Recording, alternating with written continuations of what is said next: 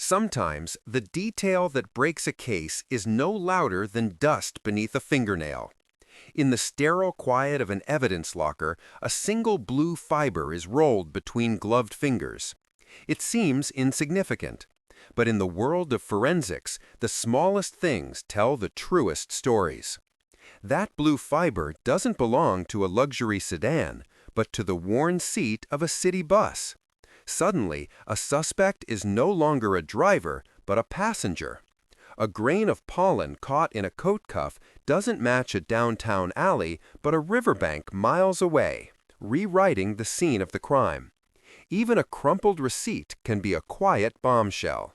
Its printed timestamp shifts an alibi forward by critical minutes, while the faint glare on a staged photograph proves a crime happened in the late afternoon, not at night. These details, nearly invisible on their own, combine to dismantle a carefully constructed lie. Our modern world is a constant witness. Smartphones record our locations, doorbells capture stray audio, and laboratories can now lift a full DNA profile from a seemingly clean doorknob.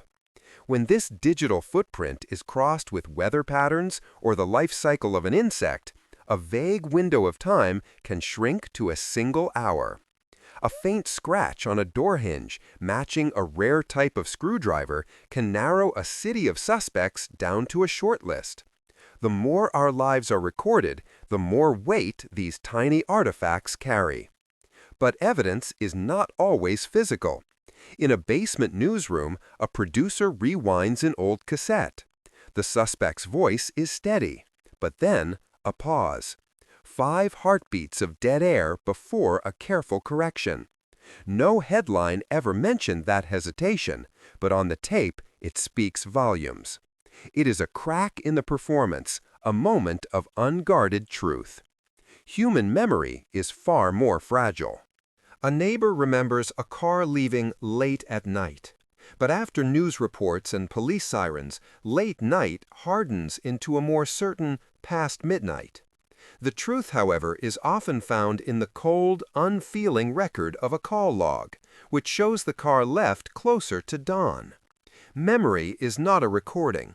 It is a story we tell ourselves, easily reshaped by fear and repetition. This story can be further distorted by translation. In a tense interview, a phrase like, "I pushed him away," can become simply, "I pushed him," losing its defensive context and gaining a new aggressive meaning. This is why we must go back. Back to the original transcripts, the raw footage, the unedited logs. Here we find the hesitations, the offhand remarks, and the subtle corrections that realign motive and opportunity.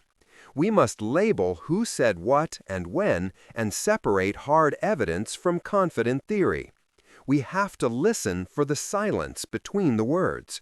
Because when we focus on what was almost said or what was left behind by accident, the entire case looks different.